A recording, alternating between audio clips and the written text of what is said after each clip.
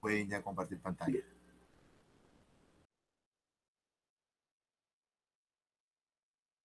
Sí, profesor, Mafer va a presentar la pantalla. Excelente. Si pueden tener cámara, bacán, y si no, pues también, no hay problema, ¿no? Pues problema de conectividad también, ¿no? Pero sería sugerente. Adelante.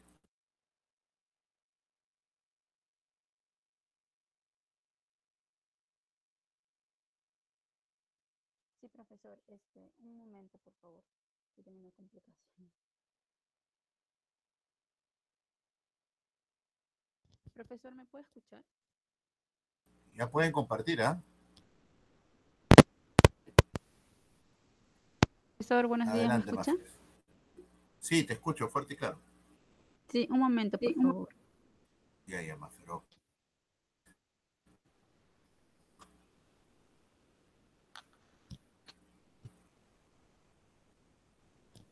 Oh, Bueno,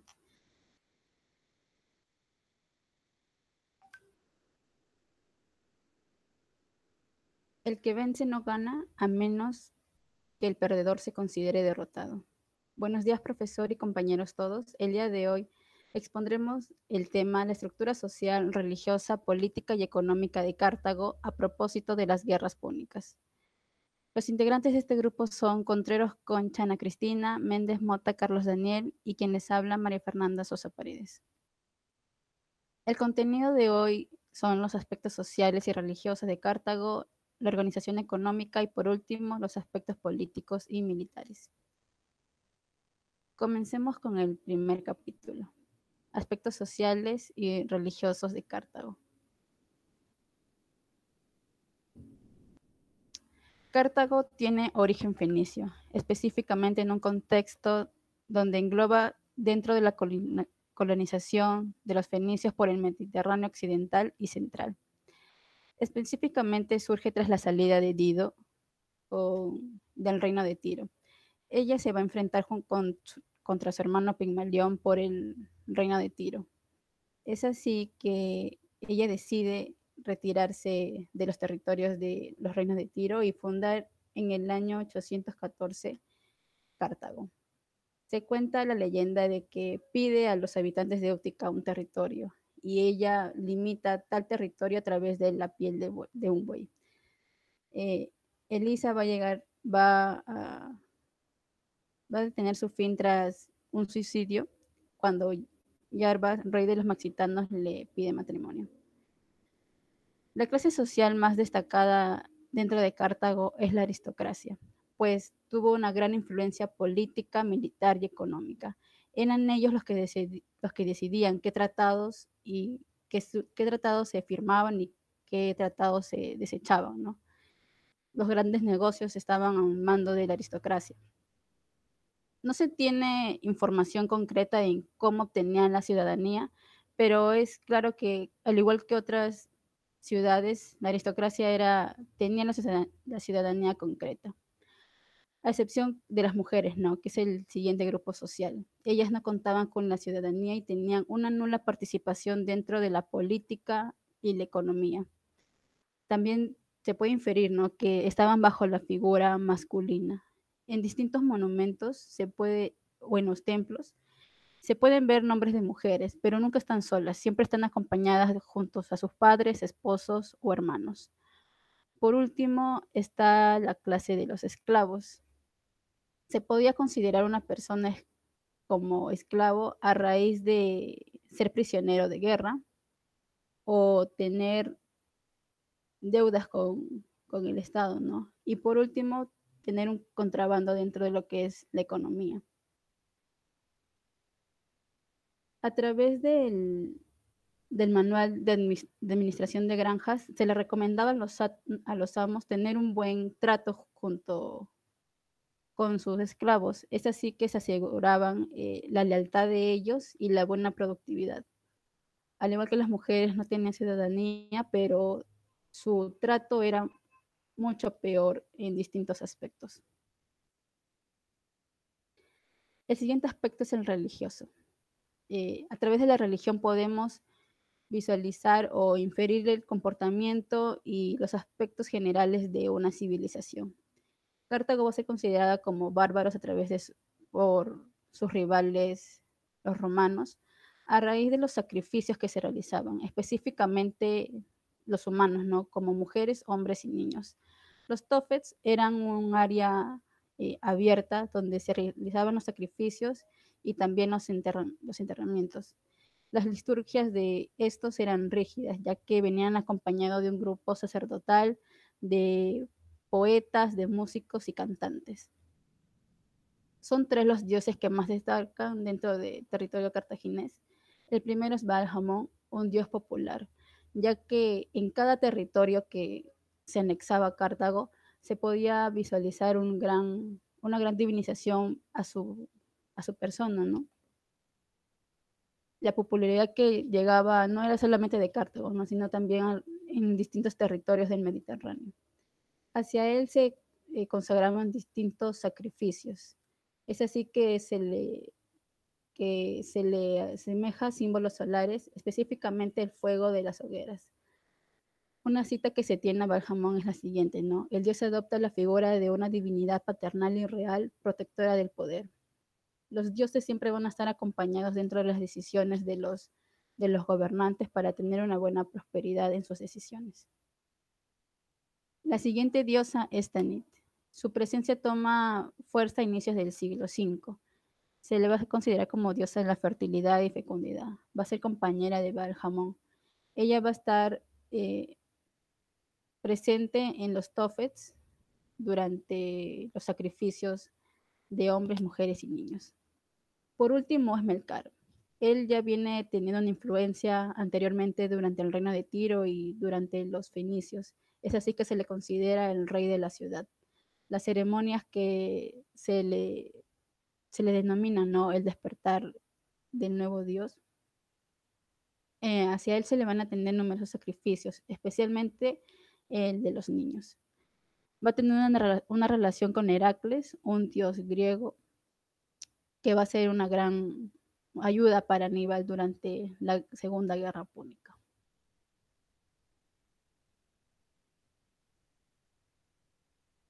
El empleo de la religión en la Segunda Guerra Púnica.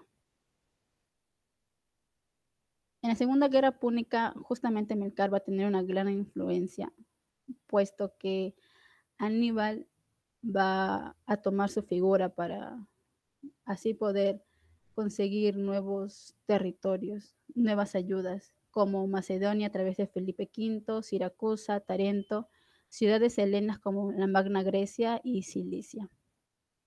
Melcar, como se dijo, tiene una relación con Heracles, un dios griego. Esto a partir de una coexistencia de la tradición oriental y las adaptaciones introducidas por el helenismo mediante la asimilación de estos dos dioses. La figura de Aníbal estuvo sometida a fuertes comentarios, especialmente por figuras romanas, ya que era considerado una persona que no tenía escrúpulos a la hora de poner en marcha sus ideas. Uno de los que defienden esta idea es justamente Tito Livio, ¿no? Que lo considera un bárbaro incivilizado, sin escrúpulos morales y religiosos. La religión y específicamente la figura de Melcar va a tomar una gran superioridad frente a los dioses romanos. La mejor prueba de que Aníbal estaba haciendo bien su trabajo es justamente la reacción de los romanos. Por ejemplo, tenemos antecedentes durante la Primera Guerra Púnica, ¿no? Con la figura de Publio Claudio, donde él manda a hacer comer a las gallinas y estas no comen, ¿no? Ya de por sí eso se le consideraba una pista de que las cosas iban a salir mal. Es así que que Roma pierde una de las batallas y a Publio Claudio se le va a condenar, más que por su mal manejo militar, por no hacer caso a estos presagios, ¿no? Y se le condena por sacrilegio. Él, no, hay una cita, ¿no? Que dice, echarlos al mar para que beban y ya que no quieren comer. Vemos cómo la influencia de estos tipos de ritos y presagios van a ser de gran importancia durante una guerra, ¿no? Es así que el siguiente personaje romano es Publio Cornelio. Él va a defender el honor de Roma, no solo en el aspecto militar, sino también en el religioso. Es así que también toma la herramienta de Aníbal y toma la figura de Júpiter. Así es que se enfrenta a Melcar y Heracles. La guerra no solamente va a ser entre hombres, sino también entre dioses. Uno de ellos va a tomar la superioridad ante el otro. Pero esto se va a venir acompañado si, por ejemplo, los romanos ganan una batalla o los cartagineses la ganan, ¿no? De acuerdo a lo que sale, a la batalla ganada o a las batallas que son derrotadas, un dios va a tomar la superioridad ante el otro. Es así que se puede decir que solo las divinidades correctas estaban en condiciones de garantizar el éxito anhelado. De esta manera, tanto Roma como Cartago va a justificar sus decisiones, ¿no? El empleo de la guerra y lo que están defendiendo. Por el lado de Cartago va a defender eh, sus territorios y alcanzar, ¿no? Esa superioridad y ser una gran potencia. Por el lado de Roma, la amenaza era constante, por lo que la guerra era una salida. Es así que tras la Tercera Guerra Púnica, la sociedad de Cartago llega a su fin. En el año 146 a.C., los pocos habitantes que subsistieron fueron forzados a retirarse de la costa y la región fue convertida en provincia romana con el nombre de África. Le paso a mi siguiente compañero. Sí, continuando con la exposición, tenemos en este segundo punto la organización económica de Cartago. Siguiente diapositiva. Para empezar la explicación sobre este aspecto, es importante resaltar la figura el elemento, el recurso natural como es el Mediterráneo. Este espacio geográfico que no solamente lo comprende propiamente el mar, sino también los territorios a su alrededor, ya que, como sabemos, las diferentes civilizaciones se desarrollaron a su alrededor y una de ellas fue Cartago, que en principio fue una ex colonia fenicia y que dado esta herencia resalta mucho en lo que es el comercio. Ya tenía bastante desarrollado el tema del comercio marítimo y por ello es que se consolida como una potencia en cuanto al intercambio comercial. El Mediterráneo, justamente por lo que representaba para las antiguas civilizaciones, estas querían tener esa hegemonía sobre el Mediterráneo. Y Cartago prácticamente durante los siglos 5, 6, 5, 4 había mantenido esta hegemonía. Roma estaba surgiendo y por ello es que de alguna manera Cartago suscribe tratados con otras civilizaciones para garantizar que siga manteniendo ese estatus. Siguiente diapositiva.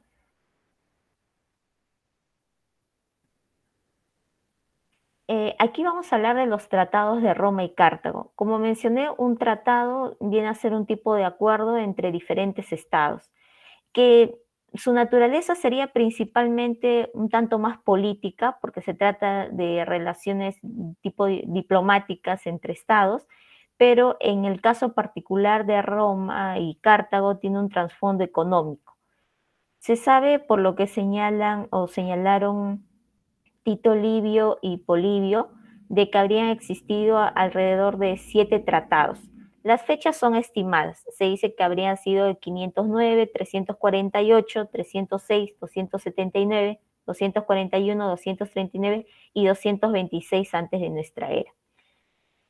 Los dos primeros tratados, respecto a los dos primeros tratados, se destaca que había tenido una gran relevancia en el aspecto económico y que, como mencioné anteriormente, habría sido más beneficioso para Cartago, en pro de mantener un tanto la seguridad respecto a los piratas o otras tribus que podrían irrumpir en este espacio.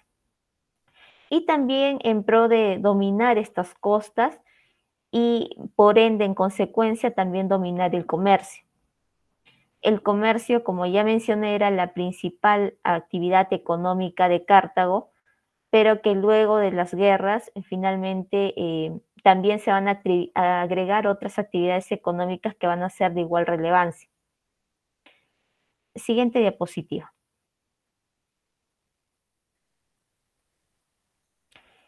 El comercio. Aquí hay que destacar dos características principales del comercio antiguo. La primera es el comercio administrativo. Esto quiere decir que el Estado está a cargo de los puertos y por ende ejerce un control y tiene que cobrar algún tipo de arancel y decide quiénes pueden embarcar de sus puertos. En las civilizaciones antiguas lo que había era un tanto no el comercio para una adquisición monetaria, sino para el tema de garantizar el intercambio, porque habían recursos tanto agrícolas como mineros que no necesariamente ellos tenían y por ello tenían que recurrir a localidades cercanas. Por eso una de las características era ello, el tema del control del comercio administrativo como control del Estado.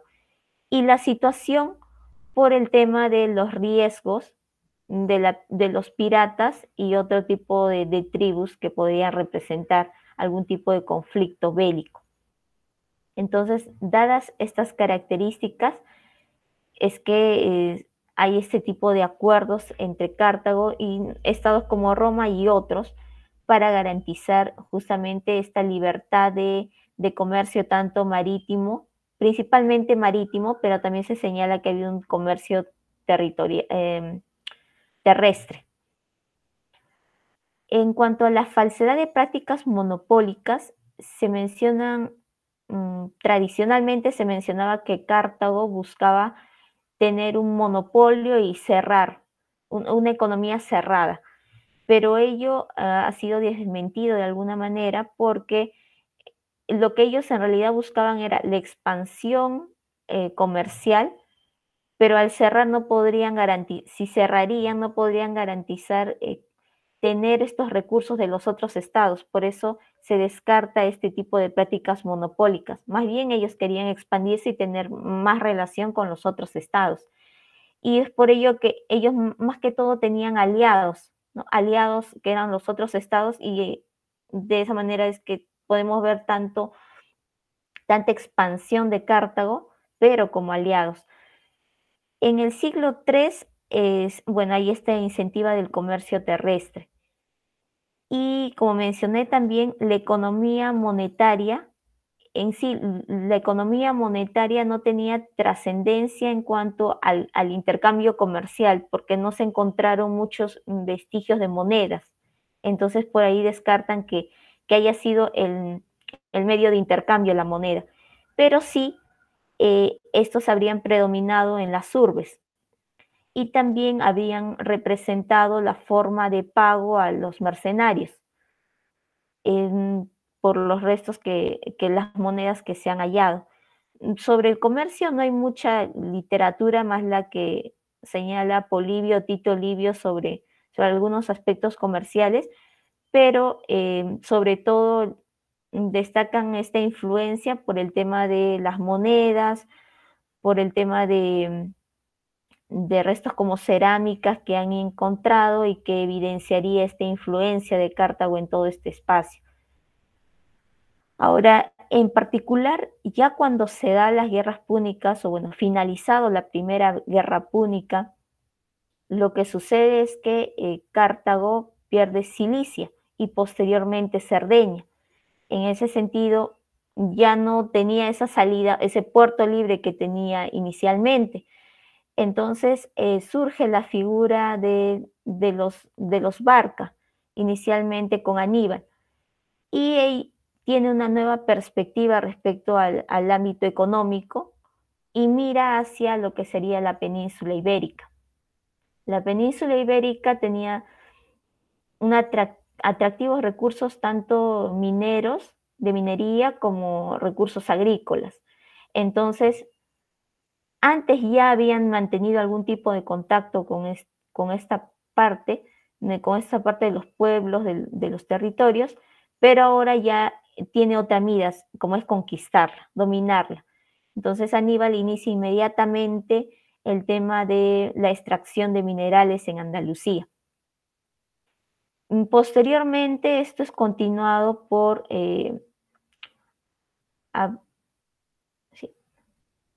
Abesdrul,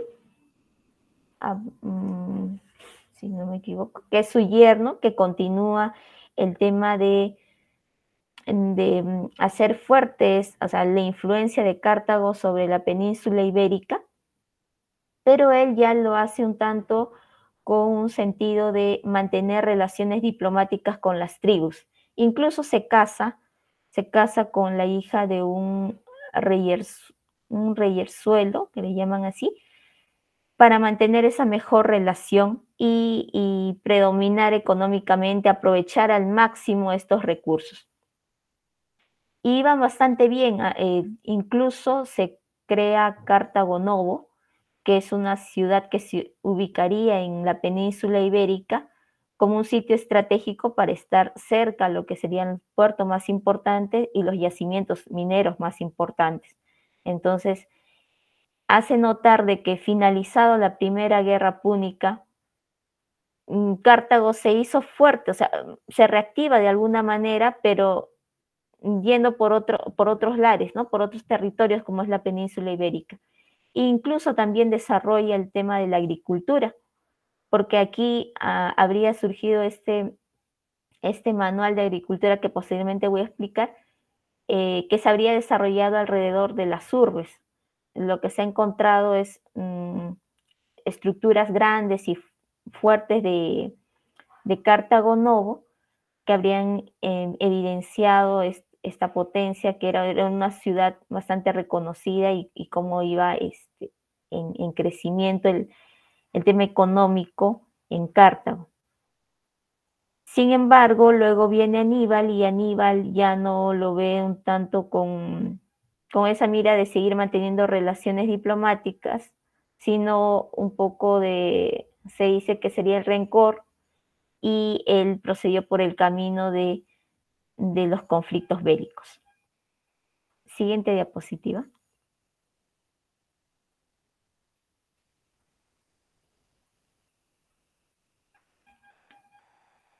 En cuanto a la agricultura.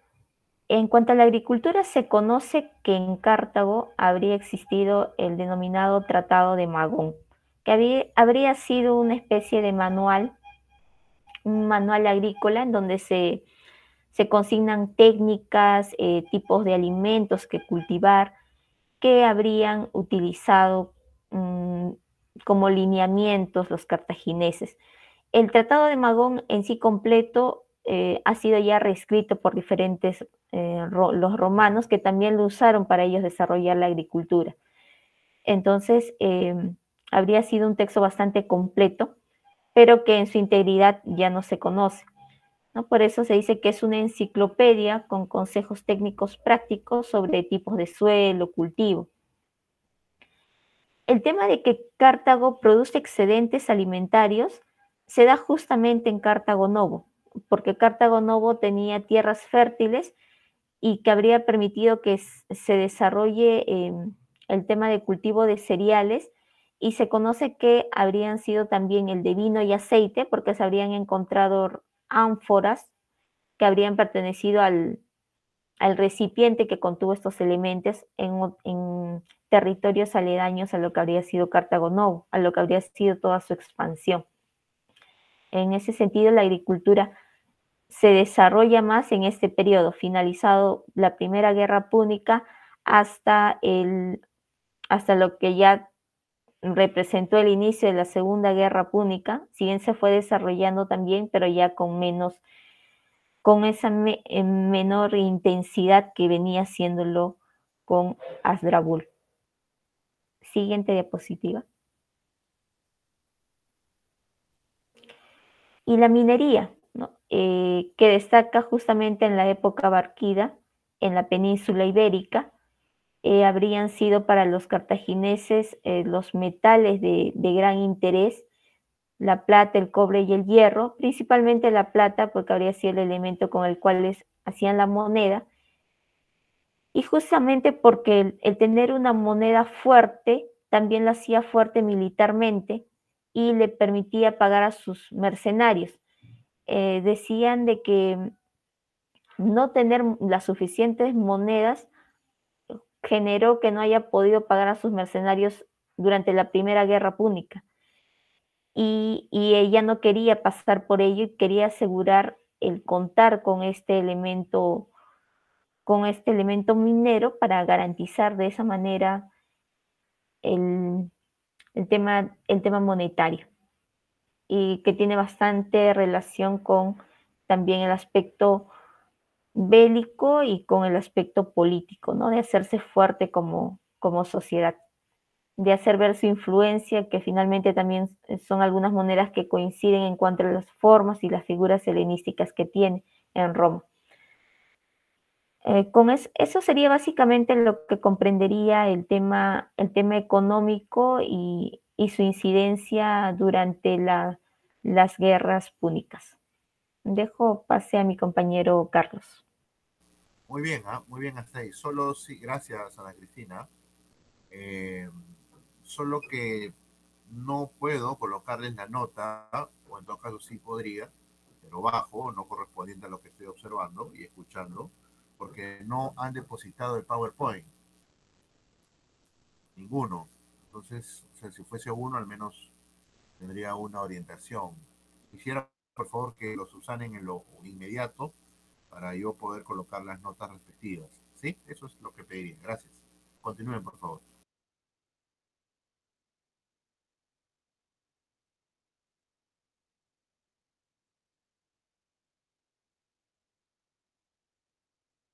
Ok, Mafer, no te preocupes, no te preocupes. Listo, disculpaos todos, pero deposítenlo ya, por favor. Okay. Sí, profesor, ya me ha hecho asustar, pero voy a continuar con la exposición. No, solo que depositar ambos. Listo, dale. Bien, bien, creo que disculpen.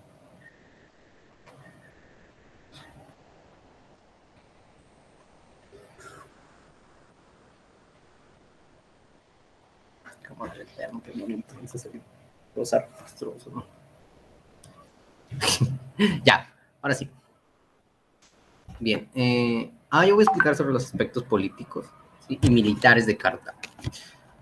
Bueno, en la siguiente diapositiva vamos a poder ver el primer punto, ¿no?, que es netamente lo político y un poco de lo militar en este caso. La siguiente diapositiva. Bien, acá refleja 3 puntos importantes, ¿no?, que sería la ubicación geográfica de Cartago. En este caso, el ejército, que era muy variado, compuesto por distintas, se diría distintos tipos de... gracias, profesor. Distintos tipos de soldados, ¿no?, en este caso.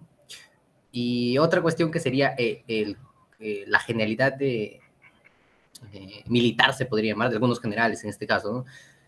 No solamente eso, sino que su injerencia tanto en lo político a nivel interno en Cartago y también a nivel externo, ¿no?, con los demás pueblos de todo el Mediterráneo. Bien, en la siguiente diapositiva vamos a poder iniciar con lo que sería lo político netamente. Bueno, Cartago en sí, o bueno, para el estudio de Cartago a nivel político y básicamente en casi todos los aspectos, se realizan el uso de 3 fuentes netas, ¿no?, que es la literatura clásica, en este caso Polibio, o en algunos otros casos escritores como Aristóteles. También la epigrafía, en este caso la epigrafía, ¿no?, las inscripciones que han dejado, ¿no?, sobre estos relatos, y los estudios modernos, ¿no?, que hay algunos análisis que se hacen de algunos de estas epigrafías o de esta literatura clásica, ¿no?, desde diferentes puntos de vista, y se contrastan, ¿no?, con lo que había podido ocurrir en aquel entonces en Cartago. Bien, quisiera iniciar con una institución que me parece central aquí, que sería el Tribunal de los 104, ¿no? Este tribunal es muy importante porque al al iniciar, o bueno, cuando se está iniciando los conflictos netamente militares con Roma, Cartago se encontraba en una suerte de crisis política gracias a una dinastía, que era la dinastía Magónida, donde se encuentran aquí Asdrúbal, Amílcar Barca y también Aníbal, ¿no? En este caso. Estos pues eran jefes militares que tenían una gran importancia, pero no solamente se quedaban en la esfera militar, ¿no? Sino que trascendían, eran también en un cierto sentido un poco políticos, ¿no? Aunque esas no eran sus atribuciones. Por tanto, Cartago empieza con esta cuestión de las guerras contra Roma y los tratados, obviamente, para tratar de nivelar, ¿no? Una especie de balance de poder. Pero requería del apoyo institucional, ¿no? Es por eso que el Senado, o bueno, se escoge entre la aristocracia, se podría decir, al Tribunal de los 104, ¿no? Que sería una especie de, o una suerte de, como su nombre lo dice, ¿no? Tribunal para aquellos militares, pues, que regresaban de la guerra, ¿no? Estos militares creían que no podían ser juzgados, pues, con las leyes y las normas de Cartago. Pero este tribunal era el que se encargaba de eso, ¿no? De hacerles ver que tenían que regirse bajo las leyes de Cartago. En muchos casos algunos militares le sacaban la vuelta al tribunal, pero en cierto sentido era efectivo, ¿no? Bien, en la siguiente diapositiva vamos a poder ver un poco más de algunas instituciones importantes también. Bien, aquí se observa el sufetado, que era como la parte civil, o bueno, la que se encargaba de las tomas políticas del poder, ¿no? Pero había una cuestión aquí. Aristóteles, en los relatos que nos da Parmes I, Aristóteles daba cuenta de este sufetado con una similitud al basileus griego, ¿no? Pero él los mencionaba como si fuera o no los distinguía bien, ¿no? Básicamente el basileus era el sufetado, o es como él menciona al sufetado, ¿no? Haciendo una comparación en este caso, ambos serían muy distintos, ¿no? Porque las etapas o el tiempo que ha transcurrido hasta que llegue a Cartago es muy vasto, ¿no? Entonces las instituciones tienden a cambiar y tienden a variar. Además de ello, el sufetado no era la única o el único jefe que regía, ¿no? En el poder, sino también estaba la parte militar, que era el estratego, o bueno, así le decían, ¿no? Que era esta parte militar, ¿no? El encargado de los ejércitos, del mando en campañas y todo ello. Estos dos representarían como la cabeza de lo que era, pues, Cartago en estos tiempos, en estas épocas, ¿no? Antes de su declive. Y en cierto caso, pues, el sufetado vendría a tener una relevancia con relación a lo que serían, o bueno, una similitud con relación a lo que serían los arcontes griegos, ¿no? Porque básicamente tenían casi las mismas atribuciones, ¿no? O lo que era el cónsul romano en este caso. Bueno, sobre esto se escribe más que nada que solamente hay algunos datos netos de sus funciones, ¿no? A nivel político, por ejemplo, tomar las decisiones, sancionar algunas medidas militares que puedan tomar los jefes del ejército, ¿no? Valga la redundancia. Y en otros casos, pues también control político a nivel de colonias, ¿no? Ver qué colonia se está rebelando y a dónde mandar ejércitos para que sea sofocado, ¿no? Por parte de los estrategos en este caso. Y bien, básicamente sería esa. En la siguiente diapositiva vamos a ver otra institución. Bueno, en este caso solamente le vendría a recalcar lo que estaba diciendo, ¿no? El Tribunal de los 104. Esto es importante también porque, bueno, en la época de Roma, Cartago ya estaba en una especie de declive de poder, ¿no? Su época de apogeo ya había transcurrido. Entonces, como digo, estaba en una crisis a nivel militar, ¿no? Tenía jefes militares que en muchos casos no acataban las órdenes, ¿no? Entonces, la dinastía magónida se va a reflejar más que nada como esta especie de dictadura, como lo mencionaría Justino, ¿no? Una dictadura que va a gobernar durante cierto periodo, o bueno, va a tratar de tomar el poder en ciertos aspectos, ¿no? Pero no netamente va a ser jefe de la política, ¿no? Va a haber una especie de sujeto, parte civil aristocrático, que va a tener, pues, el mayor mando, ¿no? Como dije, el Senado, en este caso, va a ser el encargado, pues, de desplazar a la dinastía magónida, pero no los va a expulsar del todo, ¿no? Porque los militares tenían su relevancia, pero también tenían su importancia en este caso. Entonces, simplemente los desplaza hasta cierto punto, ¿no? Como, por ejemplo, en el caso de Aníbal, que Aníbal tenía estrategias militares importantes para Cartago. Entonces, él también era esencial en esto, ¿no? Entonces, no podría quitarse de la jugada, como se diría, ¿no? Entonces, en este proceso hay una especie de cambio de poder hacia el Tribunal de los 104, sin desestimar la dinastía magónida, ¿no?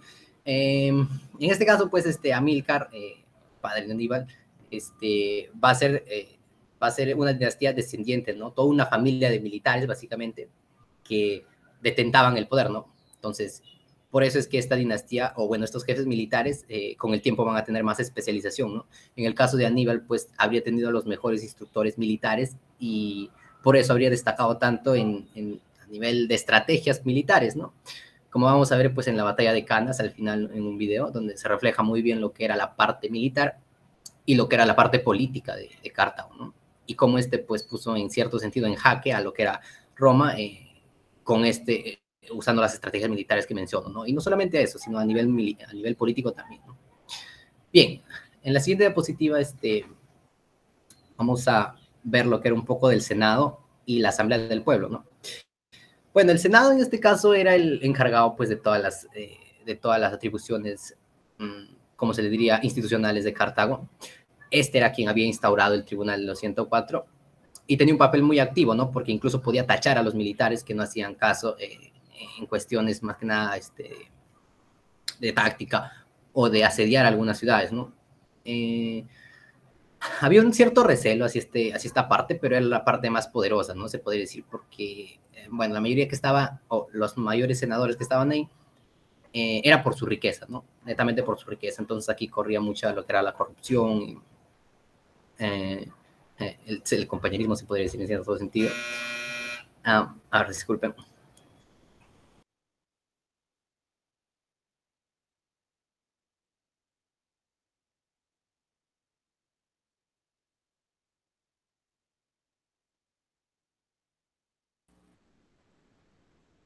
Muy bien, ¿ah? Hasta ahí me ha gustado bien. Cristina, Maffer, Carlos Daniel. Adelante, adelante. Bien, disculpen, profesor. No te Bien. preocupes, estas cosas pasan. Adelante, maestro. Bien, bueno, como decía, ¿no?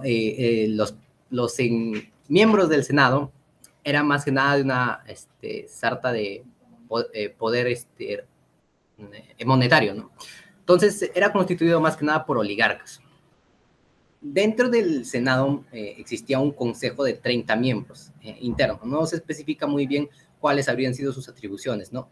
Pero se dice que habrían sido básicamente en dos sentidos. O bien era un consejo cerrado que tomaba decisiones puramente políticas, o se encargaban, o bueno, eran parte de las estrategias, pues, de diplomacia externa, ¿no? Ya que estos 30 miembros serían los más antiguos y, por tanto, los de mayor peso político, ¿no?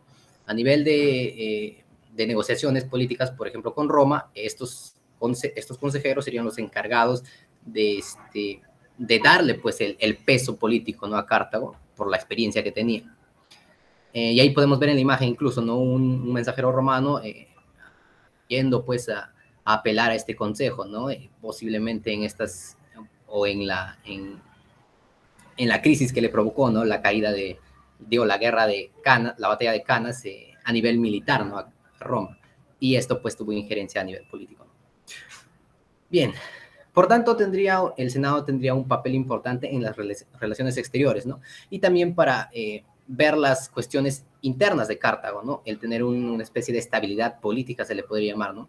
Porque la dinastía magónida, o los militares en este caso, tendrían muchas atribuciones, o ellos mismos se darían muchas atribuciones, lo cual llevaría a una crisis a Cartago, si no era en el corto plazo, pues a una destrucción total en el largo plazo. Bien, otra institución que puedo mencionar es la Asamblea del Pueblo. Esta se va a constituir más que nada bajo la crisis de Cartago, ¿no? Cuando empieza a decaer lo que es la parte institucional, el pueblo es el que empezaría a querer tomar el poder, ¿no? Pero por corto tiempo, ¿no? No sería muy, como diría, muy prolongado. Sin embargo, esta asamblea era de una población muy variada, ¿no? Ya que Cartago, pues, es un centro comercial marítimo, ¿no? Entonces tenía una composición de poblaciones de diferentes lugares, ¿no? Netamente, pues, esta asamblea tenía como que un peso de balance político, ¿no? Si el Senado, por un lado, tendría algunas atribuciones y, por ejemplo, el tribunal del 104 tendría otras, estaban en diferentes, se podría decir, niveles de negociación. Entonces la Asamblea del Pueblo era la que decidía, ¿no? Era la que daba el balance de poder, se podría decir. Bien, aquí se encontraban algunas poblaciones netamente locales, indígenas, ¿no? Que se encontraban más que nada encargadas de la que era la producción, ¿no? Estos se comparan mucho también con lo que es las colonias griegas, ¿no? Porque no se debe desestimar a Cartago también como una de estas, o una especie de polis griega, ¿no? Pero en este caso con mayor amplitud, ¿no? A nivel del Mediterráneo. Por ello, estas poblaciones se les compara con los poroiokoi atenienses o con la Incolade romana, ¿no? Que era semejante a esta población, como digo. Va a tener una especie de similitud, se le podría. Bien, y otro aspecto resaltante, ¿no? Es esta cuestión de los banquetes comunes, ¿no? Las sisitias, que van a ser muy parecidas a la piditia que existía en Esparta, ¿no? En este caso, este compartir que se hacía en Esparta era distinto, ¿no? Porque en Esparta, pues, cada uno aportaba y aunque no iba, también tenía que aportar, ¿no? En el cartaginés era semejante, pero era un poco más abierto, ¿no? No se podría decir que tan cerrado como Esparta, ¿no? La cuestión está en que hay una especie de comparación y una cierta similitud entre estas poblaciones, porque como digo, Cartago pues es centro de muchos pueblos, ¿no? Entonces va a tener muchas influencias en este caso. Bien, en la siguiente diapositiva vamos a entrar por fin a lo que es netamente lo militar, ¿no? Y acá habría que mencionar más que nada dos importantes aspectos que nos llevan a entender, o bueno, a saber más que nada lo que es la composición militar ¿no? En este caso, mercenarios que van a ser claves para este ejército, porque al momento de caer Cartago va a tener un cierto empuje hacia este tipo de soldados, ¿no? Y por otro lado, la epigrafía, ¿no? Como fuente de investigación. Se menciona mucho, pues, las cuestiones de batallas o hechos importantes, más que nada en Cartago, en base a la epigrafía. Bueno, hay un debate aquí interesante que me parece resaltante, ¿no? Parmesú lo recalca, sobre la característica de Cartago como imperio. Se menciona que debería tener características netas, ¿no? Como por ejemplo, el tener subsistencia o tributos, ¿no? De parte de una colonia, tener una injerencia política, o sea, mando dentro de esa colonia, tener una relación de poder pero asimétrica, ¿no? Como Cartago debe ser la más poderosa, tiene que ser equitativa, o sea, tienen que compartir, como se le diría, beneficios o bienes, pero de una manera asimétrica, ¿no? Cartago sería la que se lleva la mayor parte, se podría decir. Y también tener como colonia y como foco también en cierto sentido a nivel político, a nivel militar, ¿no? Como una especie de centro de vigilancia, se podría decir, ¿no? Esto a nivel romano, ¿no? Porque Roma pues también tendría semejantes colonias de satélites, se podría llamar, ¿no? Y una de estas importantes va a ser Sicilia, ¿no? Que luego lo vamos a mencionar, que va a destacar mucho porque en la Primera Guerra Púnica y va a derivar en la Segunda como la causa central. Pero bueno, el debate continúa y culmina en lo que sería más que nada Cartago como una potencia comercial marítima, ¿no? A nivel militar, pero a nivel militar sería un poco reducido, pero a nivel marítimo sí tendría una cierta preponderancia, ¿no? Hasta que Roma pues trate de igualar este nivel y pues en cierto sentido le cambie la jugada, ¿no? Que también domine los mares en este caso. Esto es muy curioso porque Roma también a nivel militar va a tener la misma importancia, ¿no? O quizá por esta cuestión de que Roma recién estaba iniciando como imperio, ¿no? Estaba en su apogeo en este caso. Bien, dicho esto, pues vamos a ver algunas de las composiciones de lo que era el ejército, ¿no? En la siguiente diapositiva se va a poder ver netamente la organización militar, ¿no? En la siguiente diapositiva, por favor. donde, bueno, más que nada en lo militar, la organización de mando se va a poner en relevancia las dos instituciones que había mencionado, ¿no? El sofetado y los jefes militares. Como dije, acá hay una cuestión importante, ya que los jefes militares, en cierto sentido, sobrepasaban sus funciones, ¿no? Esto se puede comentar con un caso interesante, el caso de Aníbal Barca, ¿no? En la batalla de Milas, en la batalla marítima de Milas, Aníbal, pues, era jefe básicamente de la batalla, ¿no? Él tenía que comandar y dar las tácticas militares. Pero Aníbal, pues, va a perder esta batalla. Y esta batalla no había sido consentida bajo el sofetado o bajo las instituciones de Cartago, ¿no? Entonces Aníbal astutamente va a enviar mensajeros a pedir permiso, luego de que se ha perdido la batalla, pedir permiso a las instituciones para que ellas se hagan responsable de la pérdida, ¿no? No Aníbal, en cierto sentido. Entonces había una cierta relación con las leyes, ¿no? Pero también se le podía sacar la vuelta, ¿no? O sea, se podía jugar a tu favor, ¿no? A este caso a nivel militar, Aníbal, ¿no? Los militares también, pues, no veían intereses de nación, ¿no? A veces eran muy subjetivos en este caso. También se recuerda a Aníbal, ¿no? Con el mismo hecho, el destruir, pues, ciudades a causa de que habían vencido a su abuelo, ¿no? A Amílcar, si no me equivoco. Puramente por cuestiones subjetivas, ¿no? Esto no tiene nada que ver con la injerencia política, ¿no? Entonces, por un lado están las instituciones, ¿no? Y por otro lado los jefes militares, ¿no? Con las tácticas y las funciones por encima de lo que debería ser, ¿no? Bien. Otro punto importante es la identificación en restos epigráficos, ¿no? Como ya lo había mencionado. Y la vigencia del cargo. Esto de los restos epigráficos se menciona muy claramente en la denominación de las letras, ¿no? Que ven ahí. R, B, M, H, N, T. Que en una especie de estructura de barro, ¿no? Se va a encontrar de esta manera. Pero se lo va a interpretar de otra forma, ¿no? Como que va a ser la denominación de lo que eran los jefes militares, ¿no? O sea, estos términos serían jefes militares, ¿no? Y contrastando con lo que dice la literatura clásica griega, tiene semejanza, ¿no? Y entonces, por tanto, tendría cierta similitud, de donde se concluye que estas serían las sílabas, o bueno, la representación neta cartaginés de lo que es un jefe militar, ¿no? Siempre que se encuentren en una inscripción estas letras, va a tratarse de batallas militares, ¿no? O va a tener relación con lo que sea netamente militar, ¿no? Es por eso que estas investigaciones en la epigrafía es importante, porque te da sucesos de primera mano, ¿no? Básicamente tú puedes interpretarlo y te va a dar nombres o denominaciones básicas, ¿no?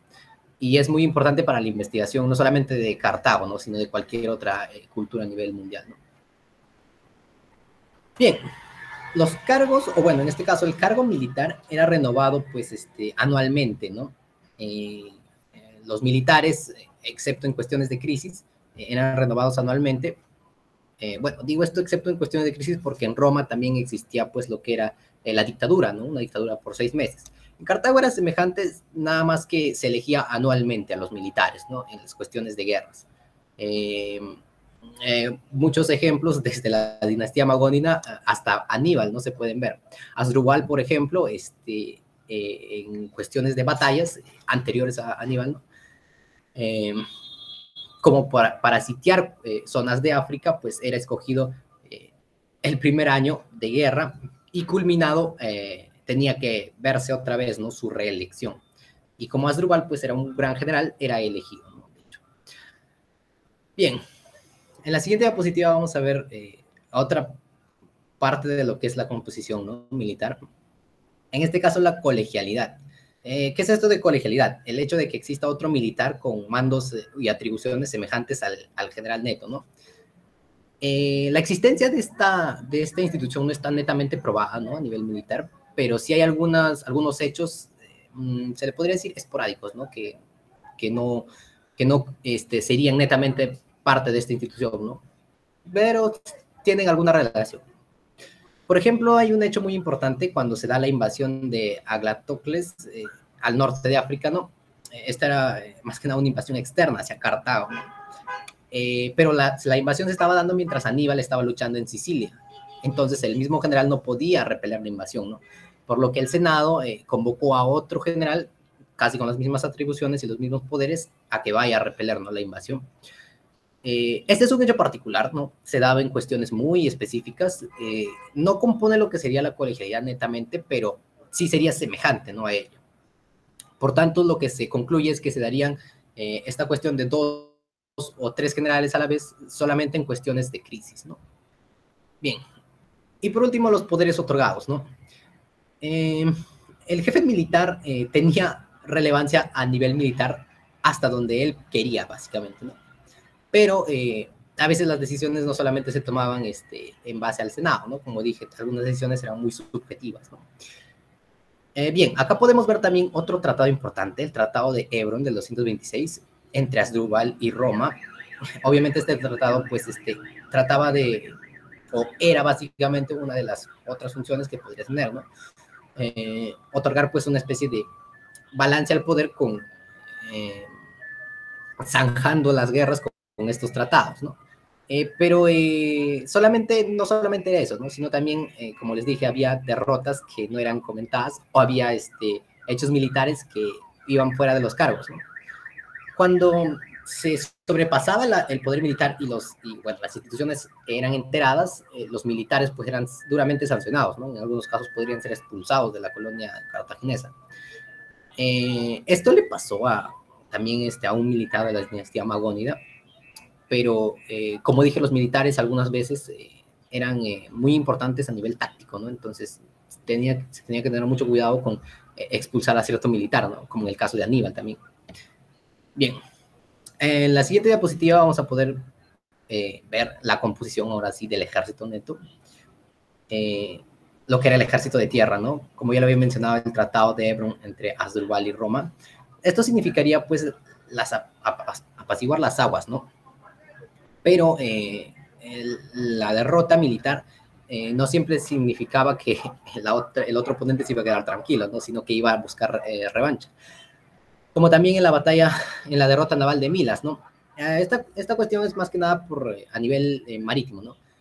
Pero los ejércitos que fueron usados de parte de Roma fueron a nivel, bueno, a nivel ejército, ¿no? Simplemente fueron infantería, que se pasaban pues a los barcos militares por canales, ¿no? Puentes en este caso. La caballería no resultaría muy usada, solamente sería de transporte de las unidades, excepto cuando había batallas grandes, ¿no? Como por ejemplo la batalla de Cannas, donde sí se usó caballería, disculpen. Otro punto importante son los elefantes de guerra. Estos eran más que nada a nivel psicológico, ¿no? Infundían miedo al adversario y eran imponentes, ¿no? Pero muchas veces, o bueno, si no eran bien controlados, podían causar más problemas de lo que ayudaban, ¿no? Un elefante descontrolado podría destruir más enemigos que ayudar a la guerra, ¿no? Entonces, era muy importante saber cómo utilizarlos, ¿no? La aparición de elefantes al ejército cartaginés va a dar relevancia todavía cuando se adiestren estos elefantes, ¿no? Con uno de estos generales persas que les va a ayudar a entender cómo es que se usaban, ¿no? Y esto pues va a dar muchas batallas, ¿no? Hasta la última batalla, pues, donde va a perder con Aníbal, va a perder ante Roma, ¿no? En Sama, en la última batalla, con la última injerencia, pues, de estos, podría decir, animales en ella, ¿no? Bien, esto sería todo, básicamente. La siguiente diapositiva, vamos a ver lo último, ¿no? Que sería la parte de política exterior, ¿no? Y luego las guerras púnicas, ¿no? En este caso, Roma y Cartago, como se explica, pues,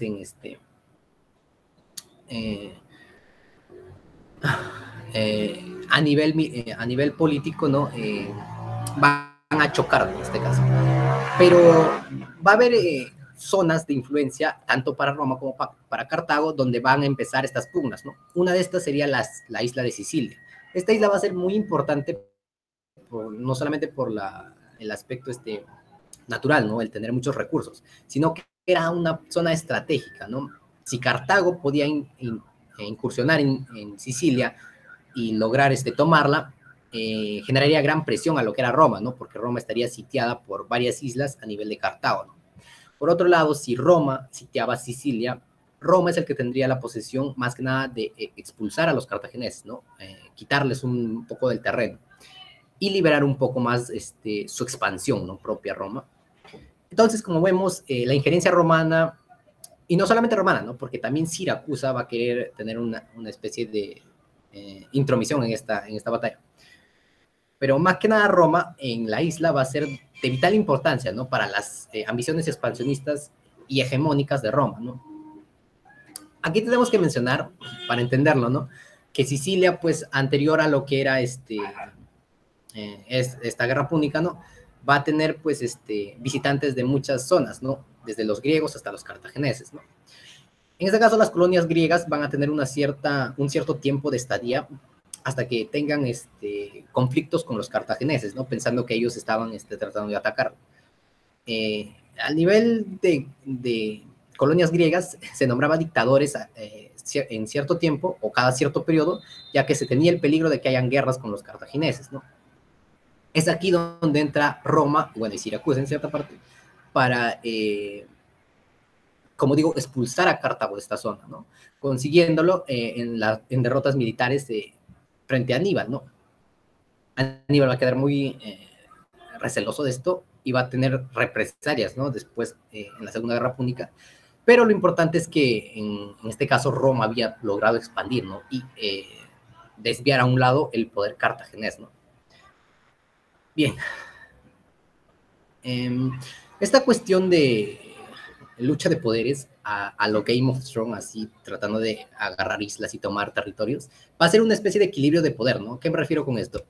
Que los ejércitos, o bueno, las potencias militares, en este caso Cartago y Roma, van a tener un balance del poder hasta cierto punto, ¿no? Ya cuando se rompe este balance, ambos van a tratar de sacar partido de las guerras que se den, ¿no? Como en este caso Roma, pues, a nivel de invasión en Sicilia, ¿no?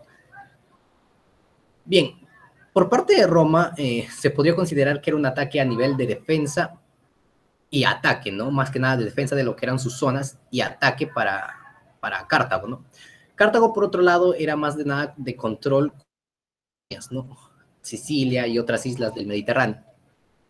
Pero también tenía un afán un tanto expansionista, ¿no? Luego se va a ver esto reflejado en la injerencia en Hispania, ¿no? Para posteriormente, pues, pasar a lo que es lentamente la lucha en Italia, ¿no? Bien, entonces Roma se perfilaría como un imperio expansivo, ¿no? Roma estaba, como digo, en su época de apogeo, tenía un buen ejército, ¿no? Y también tenía, pues, los mandos militares necesarios, ¿no? Por tanto, la expansión romana va a ser complicada para Cartago, ¿no? Va a derivar en muchas pérdidas, tanto militares y económicas, ¿no? Por último, Cartago es derrotada, como dije, Roma logra tomar Sicilia, ¿no? Y va a recibir fuertes sanciones, ¿no? Los tratados impositivos van a reparar en una cuenta económica muy dura para Cartago. Y pues se va a quedar con esas ganas de la venganza, ¿no? Netamente los militares, como Aníbal, ¿no? Que va a buscar, pues, la revancha en lo que sería la Segunda Guerra Púnica. Bien, en la siguiente diapositiva vamos a ver un poco lo que es la Segunda Guerra Púnica, las causas y cómo, pues, culmina lo que sería Cartago. Bien, como dije, los conflictos, no solamente la segunda, sino la primera, va a ser de carácter político hegemónico, ¿no? Con cierto juego de poder y balance, ¿no? De colonias, bueno, de hegemonía entre ambas potencias, ¿no? Aquí hay un término importante que se debe de mencionar, ¿no? Que es el sistema bipolar flexible. ¿A qué se refiere con esto? Ambos polos, tanto Roma como Cartago, tenían colonias satélites y colonias económicas también, obviamente, pero más que nada satélites a nivel político, ¿no?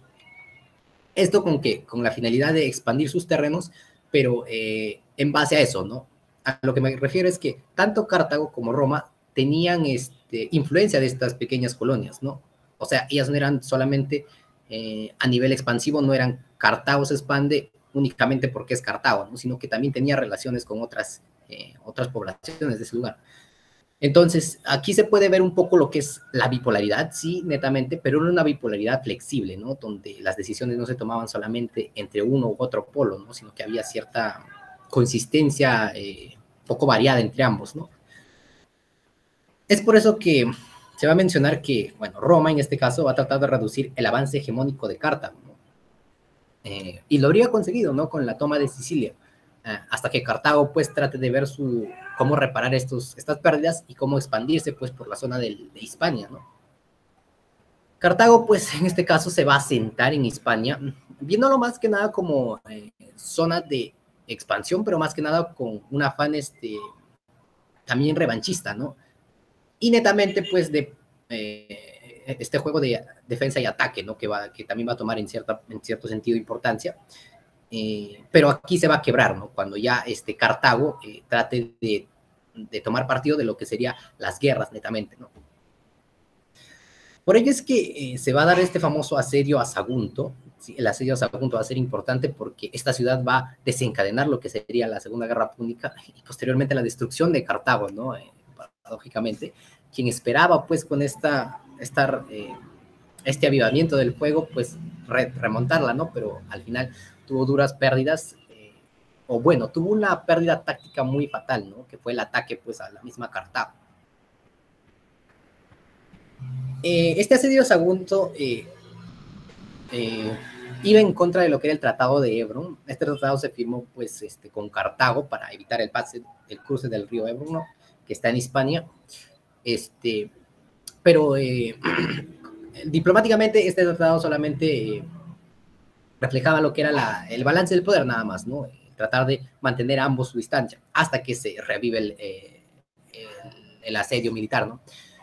Cartago rompe el tratado netamente y Roma ve esto como un peligro, ¿no? No solamente desde que Cartago rompe el tratado, sino antes, ¿no? Desde que Cartago empieza a expandirse en Hispania, ya que temía que Cartago se haga pues con los recursos de Hispania y pueda infundir una cierto vigor a las fuerzas de Aníbal, ¿no? Y con esto pues lograr un asedio o una guerra final contra Roma, ¿no?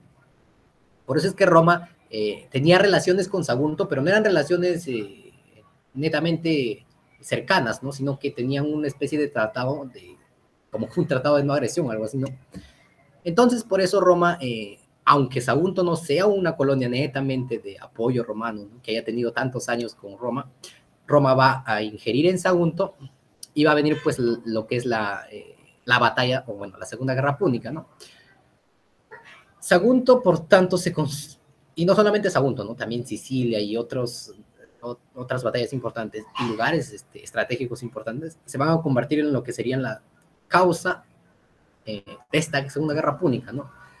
Y lo que va a derivar pues en el fin de Cartago, ¿no? Quien no vería pues el avance romano o la expansión romana,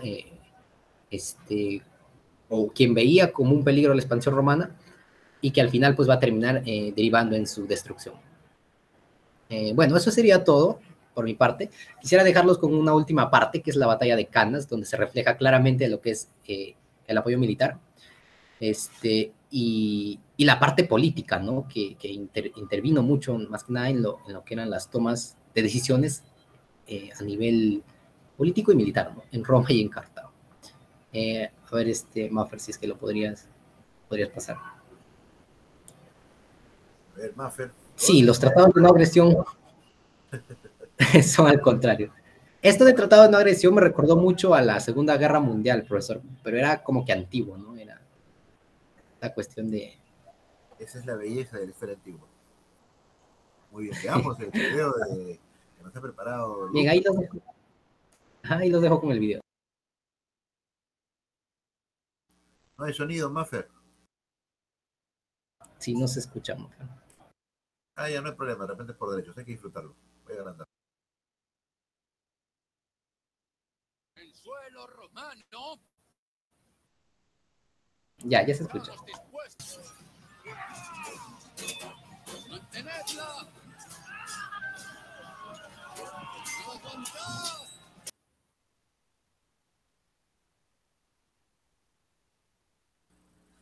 Muy bien. Muy bien, ¿eh? Felicitaciones a los jóvenes, a Maffer, a Ana, a Cristina y a nuestro amigo Carlos Daniel. Un fuerte aplauso. Muy bien, muy bien. Buen trabajo, estaba viendo. Sí.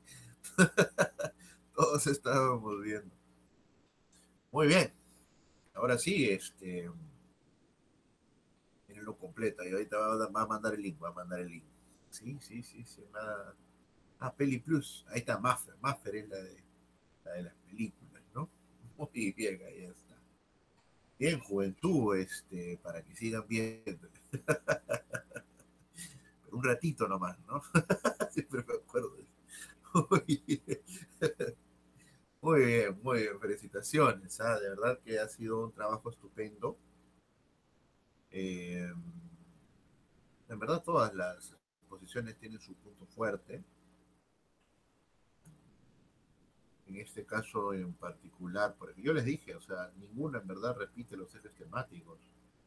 Este texto que estaba leyendo y nosotros disfrutando con la ponencia se explota distintos espacios culturales, sociales, políticos y militares de, de Cartago. E inclusive por ahí también hubo, en un sentido de completo del trabajo, también alusiones al tema de la mujer, a sus condiciones. Así es. Mira, los comentarios son muy buenos de todos tus compañeros porque en verdad es un trabajo de alto mérito, ¿no? Y bien, de verdad que estoy muy contento, ¿sí? Eh, Así que vamos de frente pues a las preguntas. Señor Eric Anderson, uy, voy a tomar lista, entonces voy a aprovechar que está por acá. A ver, vamos a ver. Un momento. Profesor, ¿qué tal? Buen día. Hola Eric, ¿cómo estás? Bienvenido, bienvenido. Muy buena exposición de los compañeros. Y sí, Muy, ¿no? Muy buena, ¿no? Y además que tocaron varios temas, o sea, batalla, sociedad. Por ejemplo, el tema, ¿y cómo es, no, Eric? El tema del sacrificio humano fue explotado por los romanos para hacerlos ver como bárbaros, ¿no? Por eso es que son las fuentes romanas, ¿no? Las que hacen énfasis en ese espacio, pero los romanos también tenían sus sacrificios humanos como los griegos. Es un poco la visión de Garcilaso, ¿no? Que él negó en todo momento que el imperio, se diese o tuviese sacrificios humanos, pero eso ha sido totalmente refutado, ¿no? La momia Juanita, Pampato, la niña de Jujuy, en Tucumán, en Argentina, en fin, pues sí había sacrificios humanos. Muy bien, ¿ah? Muy bien, juventud. Eric, a ver, ¿qué tal? ¿Alguna pregunta o consulta? A ver, empezamos contigo. bueno, felicitar a los compañeros, reitero mis felicitaciones y bueno, una consulta sería el hecho de que, ¿qué es lo que, digamos, es bueno, yo lo veo como un hecho recurrente a lo largo de algunos periodos históricos, el hecho, por ejemplo, de que Cartago sea un estado, bueno, que se dedicaba básicamente al comercio y floreció a raíz de eso. Su ejército, como lo había mencionado, no era digamos, el más potente de la época, pero sin embargo, gracias a ciertos personajes como lo es Aníbal, lograron potenciar de alguna manera la armada y pues lograron en algunos casos, en algunas batallas, derrotar a los romanos. Eh, Mi consulta va, ¿por qué es que Roma, de alguna manera, eh, viendo que viendo que Cartago intervenía con sus intereses, ¿no? Digamos, su expansión comercial de alguna manera opacaba lo que debía ser la gloria romana? Porque es que Roma, como lo había mencionado el profesor, eh, usó, digamos, ciertas artimañas como para hacer verlos como bárbaros o para, de alguna manera, no encuentro el término ahora mismo, pero para quitarle cierto valor, ¿no? A lo que debía haber sido la cultura cartaginesa, ¿no? Porque esa manera de, digamos, había una serie, creo que era la serie Roma de 2007, donde había una frase que recuerdo que se discutió en el Senado romano que a los cartagineses debían borrarlo de la faz de la tierra, es decir, tenían que, su cultura no debía prevalecer acá en este mundo ya. Porque es que los romanos, de alguna manera, decidieron esto, ¿no? Más allá de que las decisiones las tomaran la mayoría en el Senado o ciertos generales en el campo de batalla, porque es que esta política de, digamos, hostigamiento contra estas potencias que querían emerger, pero vivían siempre a la sombra de Roma, ¿no? Muy bien, muy bien. Adelante, Carlos, Maffer o Ana Cristina. Adelante, por favor. Sí, profesor, bueno, ahí hay muchas cuestiones, ¿no? Primero que el avance hegemónico de Roma y su ascenso, ¿no? Desplazando a Cartago, va a representar mayor empuje a lo que es la cultura romana, ¿no? Dejando todo de lado o desechando todo con el término de bárbaros, nada más, ¿no? Cualquier extranjero, sea cartaginés o de cualquier otra zona, pues, del Mediterráneo, era catalogado de bárbaro, ¿no? Pero esto es propiamente de lo que sería el propio imperio, ¿no? El imperio va a tratar de ensalzar lo que es su hegemonía militar, política, económica y toda, ¿no? La destrucción de Cartago, bueno, si es que te refieres a un ensayamiento con Cartago, podría mencionarse más que nada lo que es un rival muy, muy duro de vencer, ¿no? Solamente se puede ver esto a nivel de composición política de Cartago, ¿no?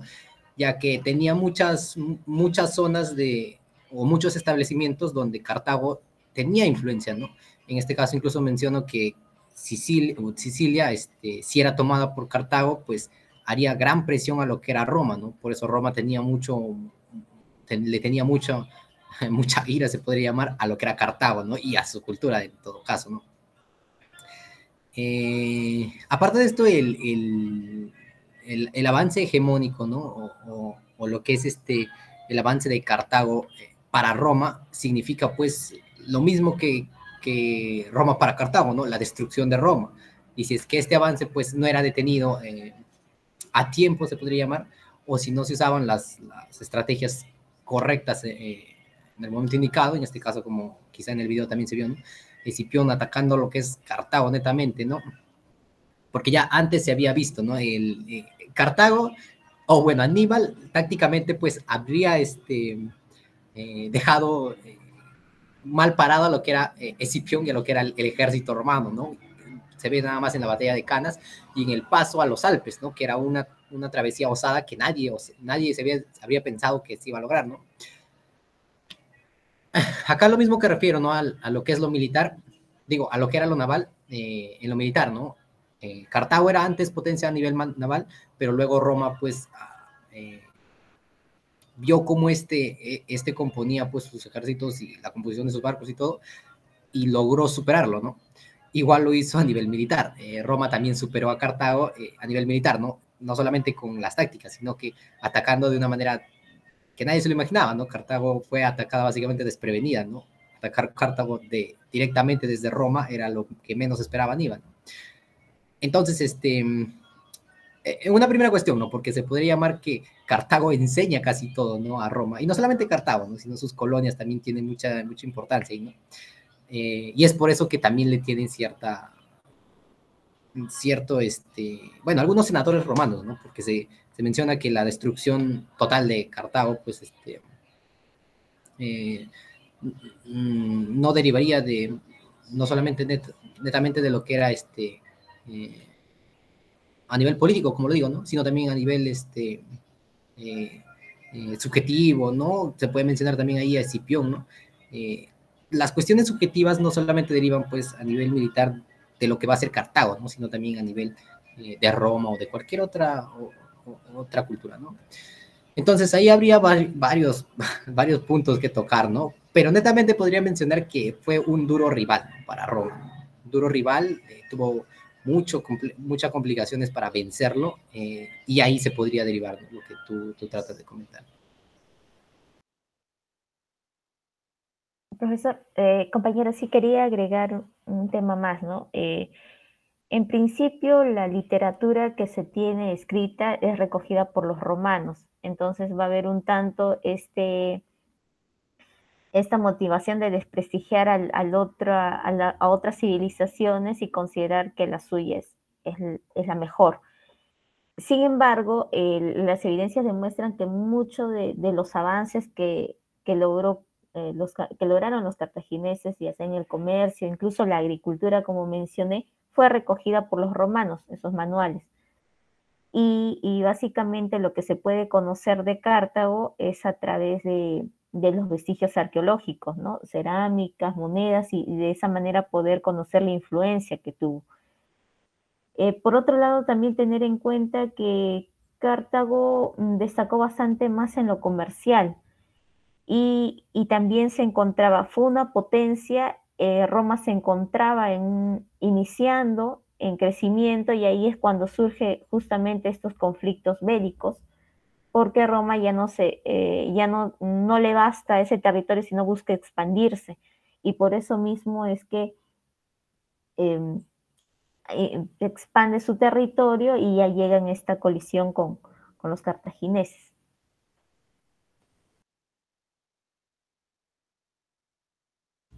Muy bien, a los dos. Sí, Mafer, perdón, Mafer, termina, por favor. sí, y un punto más, ¿no? Que rescatar es, como usted dijo, ¿no, profesor? Que cualquier sociedad que estaba fuera de los límites de Roma era considerado bárbaros. Lo que se pudo agarrar Roma de los cartagineses fueron justamente, ¿no?, esos sacrificios humanos que realizaban. A partir de ellos se justificaba esa propaganda y calificación de bárbaros para esta sociedad. De esa forma también podían justificar una guerra, ¿no? Ya que se consideraban moralmente superiores a los cartagineses y, como dice Tito Livio, ¿no?, Roma, si realizaba alguna guerra, eran por razones justas, y más si estaban y más si estaba en contra de Cartago, ¿no? Una sociedad que practica sacrificios y tiene como jefe a una persona inmoral, que en este caso es Aníbal. Esa cita de Tito Livio es bastante importante, ¿ah? Porque tiene que ver con justificación, civilización comparada y finalmente resolución, ¿no? Es decir, por ejemplo, aquí ante esta cita muy pertinente, podemos hallar un eje comparativo desde la historia antigua. Es decir, esta civilización no va y esta sí va, ¿no? Pero hay algo más, ¿no? Que mientras el tiempo presente transcurra, esto no se define sino hasta que sucedan los eventos y acontecimientos. Así que, de alguna manera, la visión de la historia antigua, pues eso lo mencionó en su ponencia también Carlos Daniel, eh, no, no diferencia mucho, ¿no?, de los tiempos contemporáneos, ¿no?, en esa visión de justificar. O sea, acá vino con mucha pompa en los años 68, 74, Natán Bastel, ¿no? Y mencionó pues la guerra de los vencidos, ¿no? La historia de los vencidos. Bueno, eso es algo que los romanos en el siglo II, con Polibio, después de Cristo, ya lo conocían muy bien, ¿no? En esos textos que narran el tema contra los púnicos, ¿no? Y la descalificación del otro. Wow, es muy interesante, ¿eh? Muy bien los tres, ¿ah? Los tres en verdad están haciendo un muy buen trabajo. ¿Ah? Muy bien. A ver, aquí más. Ya tenemos como una pregunta. Miren todo el desarrollo y los tres han contestado, ¿no? El concierto. A ver, ¿dónde están nuestras estudiantes también? Nicole, Ángela. A ver. Bueno, mientras van ahí articulando un poquito, ¿no? Reflexionando, bien a los compañeros, ¿no? A Joel, a Juan Guillermo, a Kevin, Juan Diego, a Alejandro, y Gianfranco. Uy, Gianfranco, ¿cómo estás? Bienvenido, te había puesto falta. Ahora lo corregimos. Ya está, corregido. Mantiene su asistencia oportuna. Muy bien, a ver, jóvenes. ¿Sí? Sebastián. Sí, profe, ¿me escucha? Oh, perfecto, fuerte y claro, Joel. Adelante, por favor.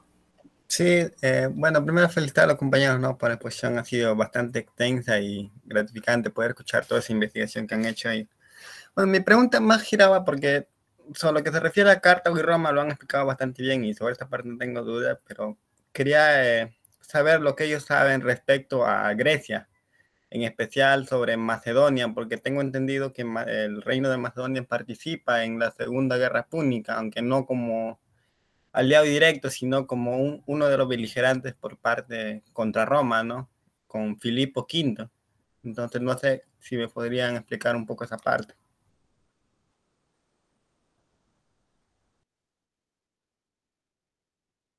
Bueno, un punto importante es acá la religión, ¿no? Jugó un gran papel dentro de lo que es las guerras púnicas. Específicamente, hay investigaciones durante la Segunda Guerra.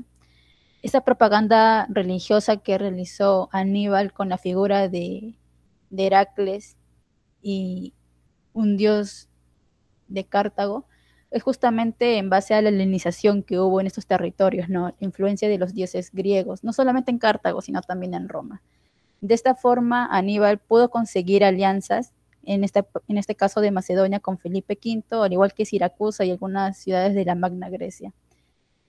Es, podemos ver, ¿no?, que la propaganda religiosa infundió mucho en resaltar esa superioridad y esa arrogancia de Roma y pudo conseguir estas alianzas con un solo enemigo, ¿no?, que también los tenían los griegos. No sé si mi compañero Carlos creo que también quiere completar algo. No, pero muy bien, el tema cultural religioso, como le decíamos, es un importante factor. Esto puede ser leído Sí, políticamente, ¿ah? Muy político, ¿ah? Muy actual. Muy bien, muy bien. Adelante, Carlos. sí, profesor, gracias, compañero Mafa, ¿no? Sí, quería complementar lo que decía, ¿no? Bueno, en este caso, sobre la infantería, bueno, mencionar sobre el ejército, ¿no?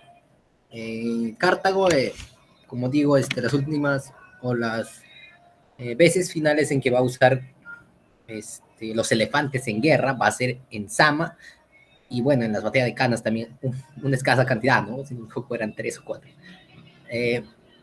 Pero la cuestión está en que esta alianza, como dice mi compañero, ¿no? Se deriva pues de este balance de colonias junto a la hegemonía de Cartago, ¿no? Menciono esto de los elefantes porque si no tengo mal entendido, un comandante, ¿no? El Imperio Macedónico pues ayuda a que estos mamíferos sean mejores usados en guerra, ¿no? Entonces, básicamente, no solamente van a tener apoyo pues político, sino militar, como tú dices, ¿no? Y las batallas que se libran, pues Aníbal tiene apoyo de muchos aliados, ¿no? Bárbaros, colonias suyas, ejército, bueno, ciudadanos también, ¿no? Cartagineses, mercenarios en este caso, y también había soldados de la leva, ¿no? No solamente de Cartago, sino también de colonias, ¿no? En este caso también podrían representar, pues, el apoyo militar a Cartago, ¿no? Pero netamente lo que te refiero es el apoyo táctico, ¿no? Logístico. Eso sería todo, ¿no? No, muy bien, no solamente apoyo táctico, sino también una influencia bastante fuerte en torno a esas etnias más o menos helénicas que se juntan contra un enemigo común que es Roma. Como te digo, o sea, esta lectura está muy cargada siendo la antigüedad, está muy cargada de efectos políticos. Ponlo, por ejemplo, en términos actuales y verás que ante un enemigo común las distintas fuerzas van a hacer acopio, ¿no? Wow, es que Roma ya es un proceso complejo, universal, antes sí, ¿eh? No en vano fue utilizado como propaganda política por Agustín de Hipona, ¿no? Que lo expuso como muestra y demostración así evidente de que todo imperio mundano, mundanis, en el término específico del mundo, está condenado al fracaso, ¿no? Y solamente la patria divis, la patria divina es lo que va a quedar hacia la inmortalidad y hacia lo eterno, ¿no? La patria de lo eterno, ¿no? A eternis patria, ¿no? A eternia patris.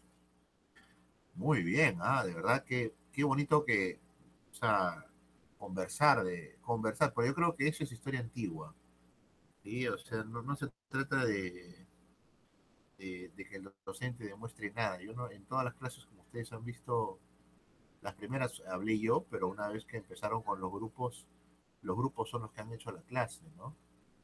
Qué bueno, ¿ah? Qué bueno, de verdad. Muy presente esto, muy presente. Muy bien, muy bien. ¿Alguna otra pregunta, por favor? Alejandro, Gianfranco, Nicole, Juan Diego, Kevin, Sebastián. A ver. Muy bien. Algo nomás que quería yo, si pueden ustedes expresar, bueno, ya sabemos que el tema de los sacrificios eh, a las distintas divinidades ha sido pues una temática muy presente y es parte de la historia antigua. De alguna manera lo que hacen las sociedades feudales es unificar, ¿no? Hasta donde llegan también, ¿no? Espacios donde no llegan, pues simplemente esas continuarán con sus propuestas de creencias y ritos y religiones ya particulares, ¿no? La antigüedad es muy abierta en torno a las creencias de cada etnia o nación, ¿no? Esto ya viene desde los persas, ¿no? Generalmente la conquista no viene de la mano con la obligación de unificar los criterios de creencias, ¿no? Eso no ocurrió en Roma. Eso recién va a ser parte de la sociedad feudal en la Edad Media, ¿no? Es allí donde va a ocurrir todo ese proceso de obligado de unificar pautas de creencias, ¿no? Con un cristianismo universal, con una figura de religión única, ¿no? Muy bien, muy bien. Y ahí venía mi pregunta, ¿sí? Eh, ¿Cuáles serían las principales características de este sistema religioso púnico cartaginés, ¿no? Algunos los han mencionado, me gustaría simplemente una pequeña acotación más y yo creo que es suficiente con eso, ¿no? Adelante, por favor.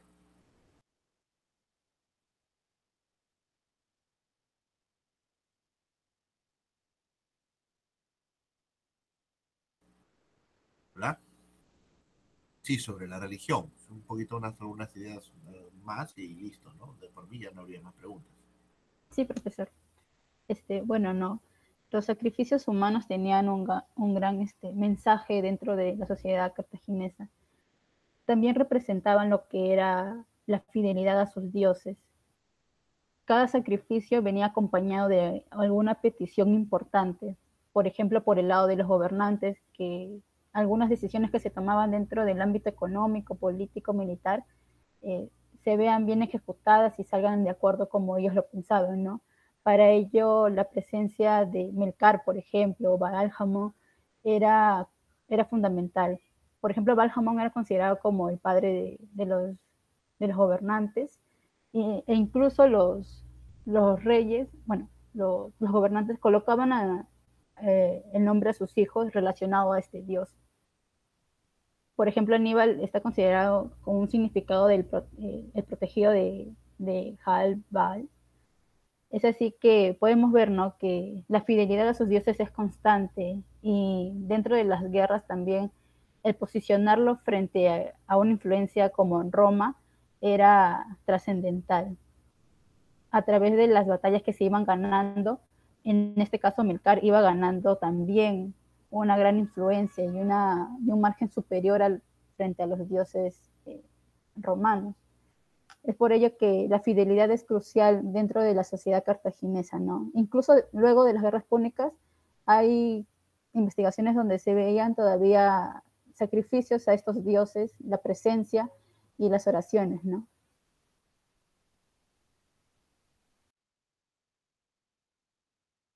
Muy bien, excelente.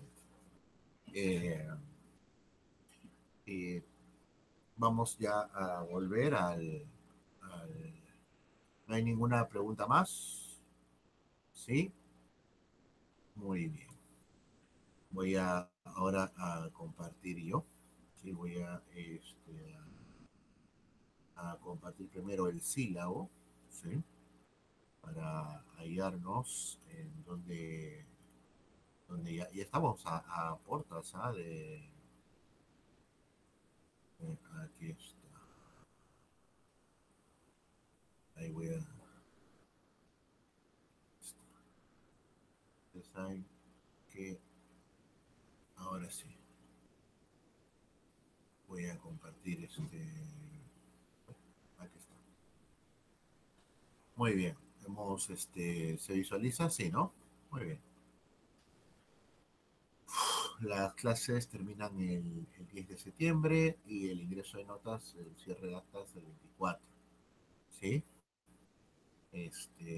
Yo hasta ahora me acuerdo alguna vez bueno, pero eso fue en el curso de historia contemporánea, que es pasivo, ¿no? Porque ahí están los chicos de distintas carreras, ¿no? Y me acuerdo que eh, las clases terminaban en enero finales, ¿no? O sea, y mi papá había fallecido pues meses antes, ¿no?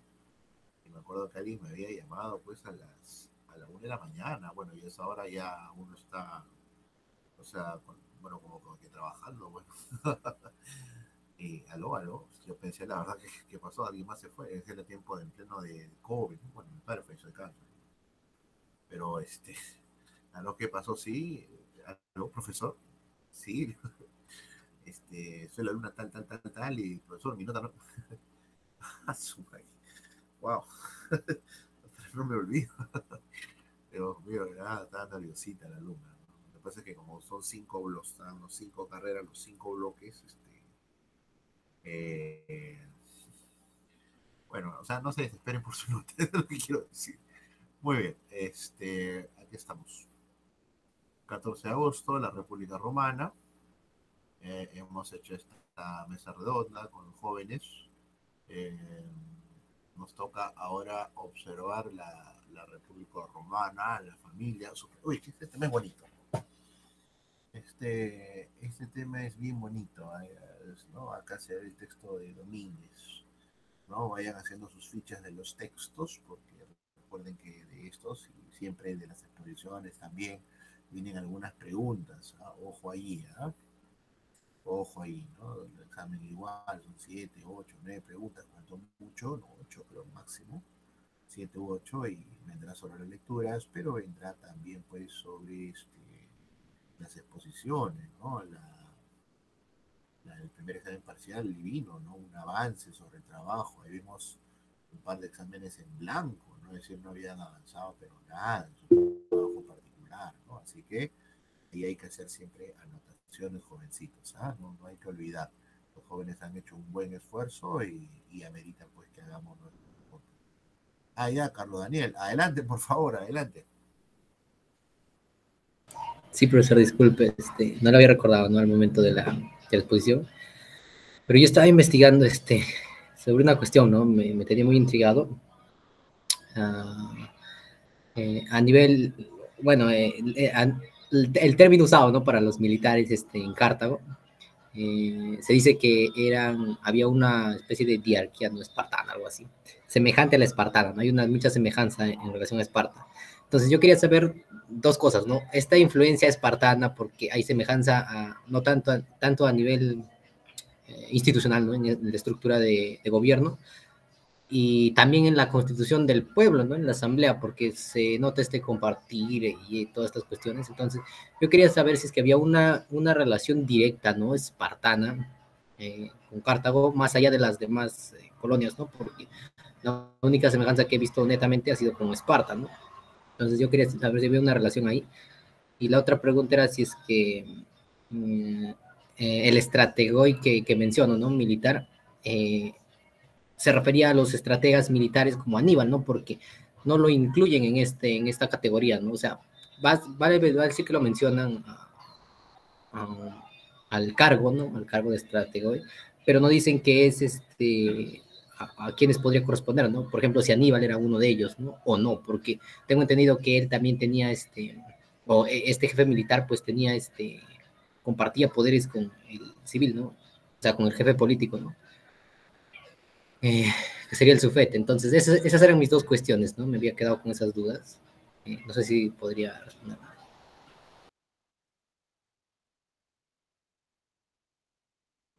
Sí, perdón, ahora sí, sí. Justo estaba escribiendo una respuesta para orientarme yo también, ¿no? Ante preguntas que mencionas. Lo que estamos encontrando es que la figura de la helenización, acá hay que verlo también en línea de tiempo, ¿ah?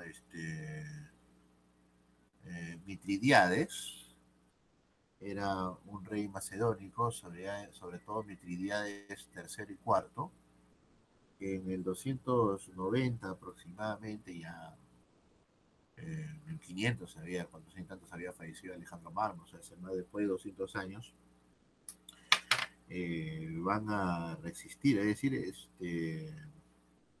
¿en qué año estamos hablando de la Primera Guerra Púnica, Carlos?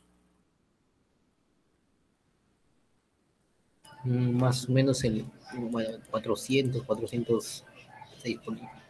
Ya, es decir, es decir, la consolidación militar principalmente eh, la consolidación militar de Roma empieza en el Mediterráneo.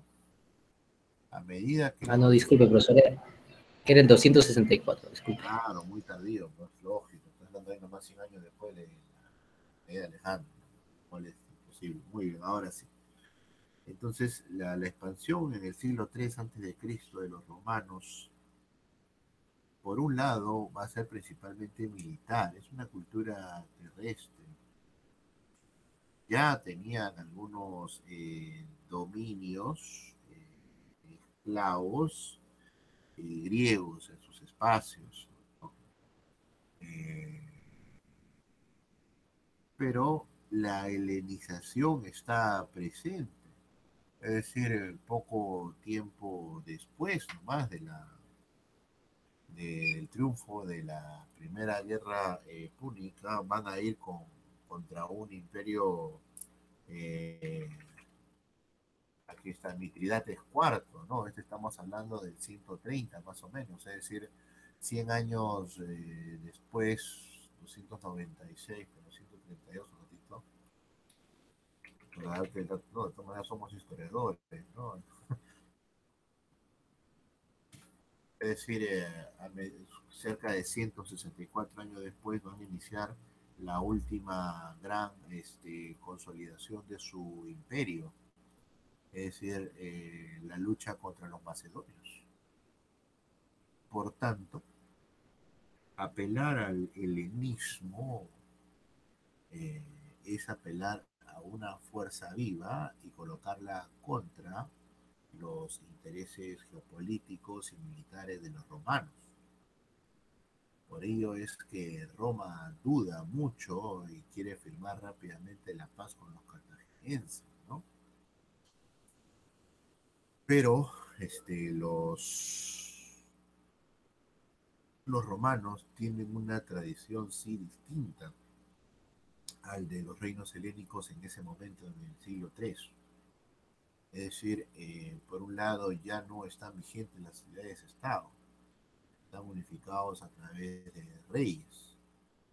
Mitridates III y IV, estos reyes macedónicos, eh, van a representar no solamente en su caída, en la caída de dos reyes, el fin de la cultura helénica como eje, eh, el fin de lo helénico, sino también el comienzo, ahora sí, hegemónico de una cultura, de una religión distinta que era pues la de los romanos.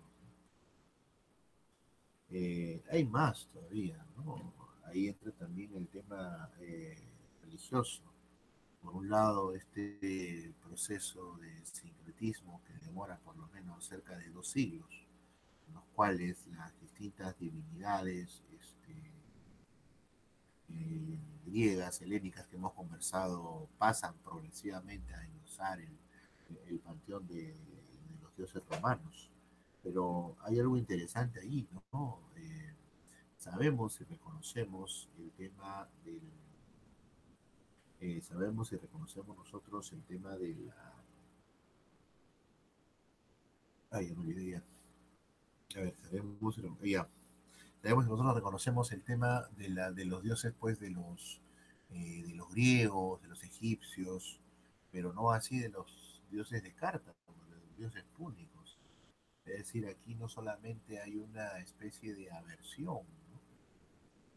Esto, este, ¿cómo se llama la principal divinidad de los cartaginenses?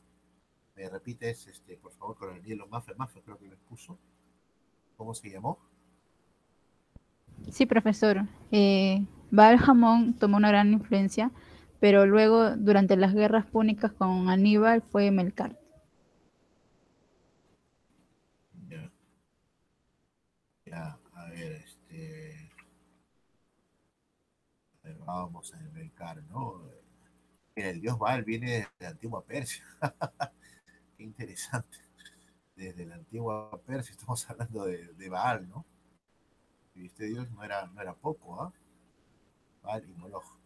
Pero bueno, acá a lo que quiero llegar es hasta qué punto las divinidades de origen púnico van a ser cortadas de raíz, ¿no? Es decir, no, tal vez sea el único caso en el cual hay una diáspora total, no solamente bueno, el tema de la diáspora lo inventan los romanos, ¿no? No solamente hay una separación y una esclavización de las principales familias, sino sobre todo una desaparición violenta, rápida, ¿no? A diferencia, pues, de la pasividad e inclusive de la aceptación de los dioses extranjeros por parte de los romanos, ¿no? Esto tendría otro nombre, esto ya no es sincretismo, ¿no? Esto es exterminio, ¿no? Exterminio, es bastante, esto es raro, esto es extraño en el mundo antiguo, ¿no? Aunque conociendo, como vamos conociendo a los romanos, muy probablemente por ahí se encalentó la creencia de Baal o, de, o de Melkart en el mundo romano, ¿no? A ver, bueno, al parecer esto va a caer rápido, ¿no? Es decir, es muy excepcional encontrar, no solo, o sea, se puede derrotar a Mitridates cuarto, ¿no? Heredero de alguna manera de Filipo II, Alejandro Magno, pero las divinidades locales macedónicas fueron respetadas, ¿no? Es decir, los romanos eran ya no prácticos, sino de alguna manera temerosos de las divinidades extranjeras. Hemos visto inclusive en el siglo II después de Cristo, en Al-Fayum, las tumbas de ciudadanos romanos con las divinidades locales, con Anubis, ¿no? Pero eso no sucede con las divinidades de Cartago, es decir, no solamente no se dejó piedra sobre piedra, sino no se dejó tampoco a las divinidades. Es un verdad muy, muy interesante, ¿no? Este sería un caso de muy también excepcional en el mundo antiguo. Ay, ay, ay, ay. Muy bien. I am Maffer. Ok. Uy, son las 11 ya. Ya. Muy bien. Ya, listo. Entonces, nos vemos en 15 o en 20 minutos, jóvenes. ¿Sí? Ahí ya vamos a desarrollar la parte que nos toca hoy, ¿no? El tema ya de la vida cotidiana romana. ¿Sí? Muy bien, listo, listo, Maffer. Ok, no hay problema en ello. Sí, está bien a las 11:15 o 11:20. Ustedes me indican. Sí, yo creo que 11:15 estaría bien, ¿no? Unos 15 minutitos, ¿no? Sí, estaría bien, pues. Ya, listo, listo. Ok, entonces voy a detener la grabación aquí. Sí, todas hasta la última están ya colgadas, las pueden visualizar. Así que,